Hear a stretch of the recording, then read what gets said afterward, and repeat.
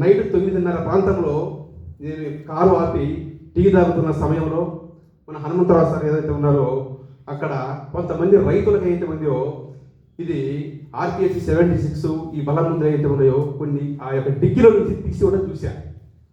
అసలు ఏంటి ఇది అని చెప్పేసి చూస్తే ఇది ఆర్గానిక్ సంబంధించిన ఏదైతే ఉన్నాయో అగ్రికల్చర్ సంబంధించిన ఏదైతే ఉన్నాయో మొత్తం చెప్పుకొచ్చారు. సరే ఇదేనా ఇంకా ఏమన్నా ఉన్నాయంటే హెల్త్ పరంగా ఉన్నాయని చెప్పుకొచ్చారు. అప్పుడు స్పాట్లోనే ఏదైతే ఉందో ఒక 300 రూపాయలు 350 రూపాయలు అసలు జేమలస్ అనేది అసలు నేను వేస్తే గుంటూరు పోతే వాళ్ళకి ఫీజే కడుతున్నాం కదా మనం 500 350 రూపాయలు అయితే చెప్పేసి నేను స్పాట్లోనే 2 జేమలస్ డబ్బాలు 2 టీసీ పేస్ట్లు ఏవైతే ఉన్నాయో ఒక 5 తీసుకోవడం జరిగింది. స్టార్టింగ్లోనే వస్తుంది చెప్పాలంటే సరే వాడదాము ఎన్ని 100 రూపాయలు 1000 రూపాయలు హాస్పిటల్లో మనం ధారపోస్తున్నాము ఇదేంటి హెల్త్ పరంగా కదా ఆరోగ్యపరంగా కదా అందులో ఏంటంటే ఆయుర్వేద రెడీమేడ్స్ కదా అని చెప్పేసి తీసుకోవడం స్టార్ట్ చేశారు.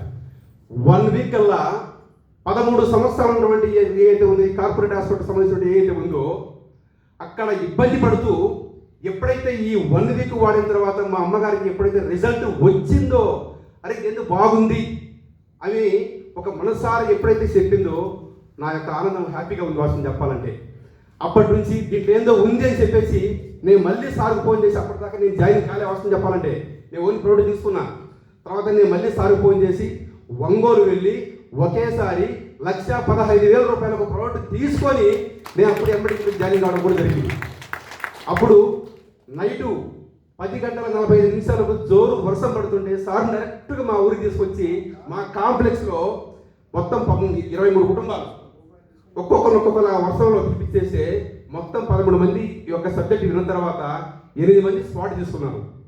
అంటే 43,870 రూపాయలు ఇప్పుడు స్పాట్లోనే 3వ రోజు సేల్స్ అయిపోయింది. నాకు ఎలా ఉందిగా ధైర్యం వచ్చేసింది. దీంట్లో ఏందో ఉంది వ్యవహారము వీళ్ళకి రిజల్ట్ రావాలి.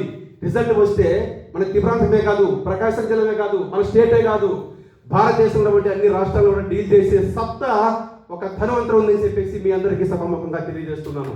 అదేవిధంగా నేను చేరినటువంటి వ్యక్తి నేను మామూలుగా శ్రీ బిజినెస్ కాదు నేను ఒక జర్నలిస్ట్ని ఒక విలేకరిని వాస్తవం చెప్పాలంటే నా బిజినెస్ వేరు ఒక రియల్ ఎస్టేట్ వ్యాపారం చేసుకుంటూ ఉండేవాడిని అపార్ట్మెంట్ అండ్ హౌసింగ్ ఇతర కంపెనీలు కూడా చేసుకుంటూ నేను సొంతంగా కూడా 4 కోట్లు 5 కోట్లు మేము ఒక బ్యాచ్గా తయారయ్యి మేము ల్యాండ్ కొని ఫ్లాట్లు వేసి చేసి బిజినెస్ మాది.